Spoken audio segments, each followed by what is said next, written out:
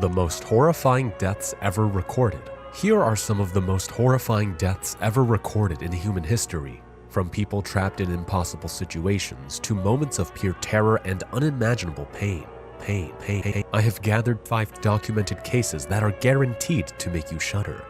Viewer discretion is strongly advised. Let's dive in. Floyd Collins.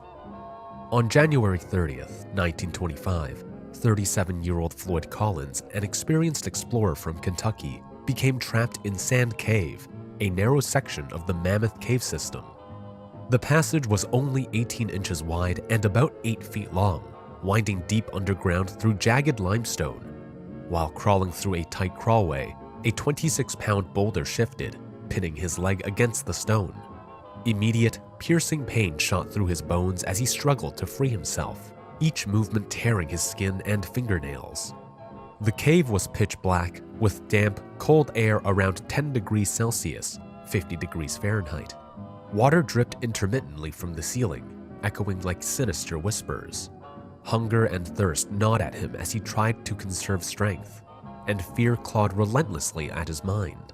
His shallow breaths became ragged, and each heartbeat pounded painfully in his ears. Outside, rescuers and curious locals began probing the complex 3,000-foot cave system. Attempts to reach him were slow and dangerous. Passages were narrow, unstable, and slippery. As hours passed, Collins' body weakened from shock, pain, and hypothermia, yet he remained conscious, crying out intermittently. Reporters and townspeople gathered at the cave entrance, making this ordeal a public spectacle. Despite strenuous efforts with ropes, pulleys, and digging, the boulder could not be moved. Floyd Collins ultimately died trapped, fully aware of his fate. Michael Rockefeller. In 1961, 23-year-old Michael Rockefeller, heir to one of America's most famous fortunes, vanished during an expedition to the remote Asmat region of New Guinea. After his canoe capsized, Michael decided to swim the several miles to shore. Exhausted, his body trembled from both fatigue and fear. He eventually reached the muddy banks of an isolated stretch of jungle, unaware that this shore belonged to one of the last known tribes to still practice ritual cannibalism. The Asmat were not simply hunters. Their cannibalism was deeply ritualistic. To them, consuming an enemy's flesh meant absorbing his spirit, strength, and courage. When Michael was captured, he was dragged into the center of their stilted wooden village, surrounded by painted warriors, their bodies slick with coconut oil, faces streaked with white and red war paint. The older men began the ritual, not a quick execution, but a prolonged breaking of the body. First came shallow cuts to his limbs, deliberate and slow, marking him for the spirits. The crowd's chanting grew louder as one leg was slashed open, the warm blood dripping into a ceremonial bowl. Still conscious, his mind was screaming for escape, yet every muscle was useless against the bindings. The Asmat warriors worked methodically, severing muscle, ensuring life remained as long as possible, the suffering considered an offering to their ancestors. Flesh was roasted on the flat stones right in front of him, the smell mingling with the damp, heavy jungle air. Later, investigators collected testimony from Dutch missionaries and villagers. The accounts described villagers identifying body parts such as bones and clothing as his, including head, rib fragments, shorts, and glasses. Soyuz 11.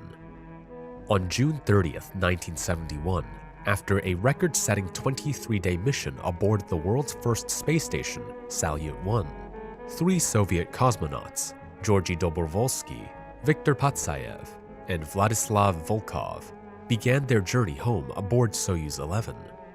The re-entry seemed routine, but as the spacecraft drifted silently above the Earth, a hidden disaster unfolded. A cabin ventilation valve had accidentally opened during their separation from the orbital module, and the precious air began hissing into the void. There was no alarm, no explosion, only an invisible, lethal force stealing their breath. Within seconds, the pressure inside the capsule plummeted. The men's lungs expanded painfully as oxygen was ripped from their blood. Saliva and tears began to boil away in the near vacuum. Consciousness lasted only about 15 seconds in such conditions. Muscles convulsed involuntarily, hands clawed at restraints in a futile fight against physics. Their vision tunneled, ears ringing with the roar of their own pulse, then absolute silence. When the Soyuz 11 capsule landed in the Kazakh steppe hours later, recovery crews opened the hatch expecting smiles and handshakes. Instead, they were met with a terrible stillness. The three men slumped in their seats, faces pale, with dark spots where blood vessels had burst under the strain of decompression. Kevin Dahmer. On July 12, 2013, 28-year-old Kevin Dahmer, an experienced machine operator at a metal fabrication plant in Ohio, faced a horrifying accident that would end his life within seconds. He was performing routine maintenance on a massive hydraulic press, a machine capable of exerting over 60 tons of force, when something went catastrophically wrong.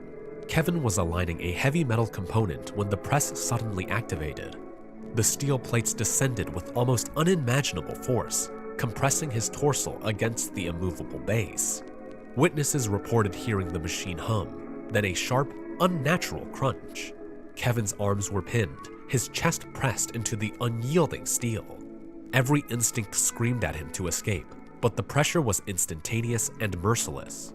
Despite the speed, Kevin remained conscious for a few terrifying moments. His lungs struggled as the hydraulic force constricted his ribcage, making every breath a battle. The metal frame didn't just press, it shattered bones, ruptured internal organs, and left his body contorted in ways that made it nearly unrecognizable. Coworkers tried to stop the machine, frantically hitting the emergency shutoff, but the press's massive momentum made the intervention nearly impossible. Paramedics arrived minutes later, but Kevin had already succumbed to massive blunt force trauma.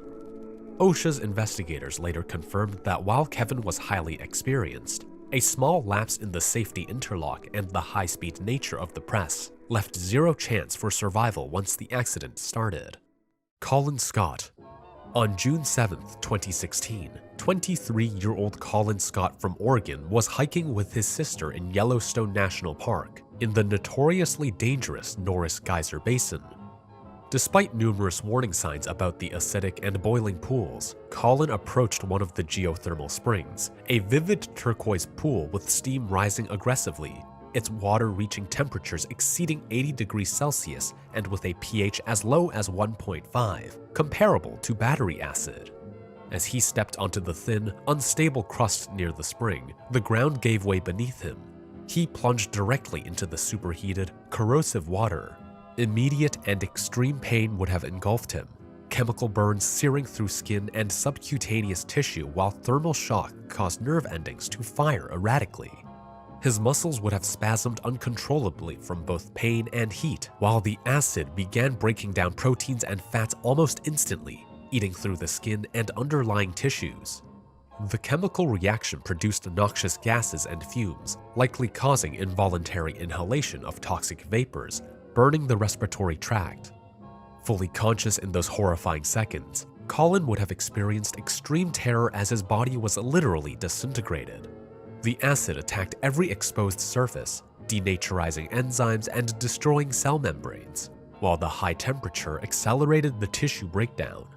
Internal organs, highly vascularized, were rapidly compromised. Blood vessels dissolving, organs turning to a thick, unrecognizable slurry. The nervous system, though short-lived under such trauma, would have transmitted overwhelming pain signals to the brain. When rescue personnel arrived, only fragments of his bones remained, the acidic environment having consumed nearly everything else. Scientific analysis shows that immersion in such acidic, superheated water causes death primarily through a combination of thermal shock, multi-organ chemical destruction, and likely shock-induced cardiac arrest.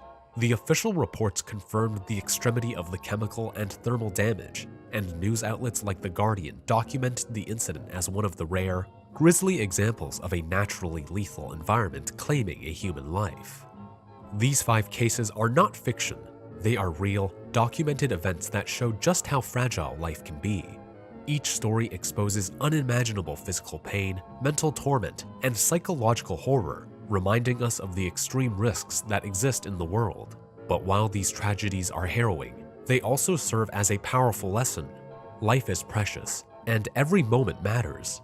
By being aware, cautious, and respectful of our surroundings, we can prevent unnecessary danger and protect ourselves and others. Take these stories as a reminder to cherish life, to stay mindful of the choices we make, and to live fully while appreciating the safety and loved ones we often take for granted. Even in the face of horror, there is a path to resilience, awareness, and gratitude, turning fear into respect for life itself.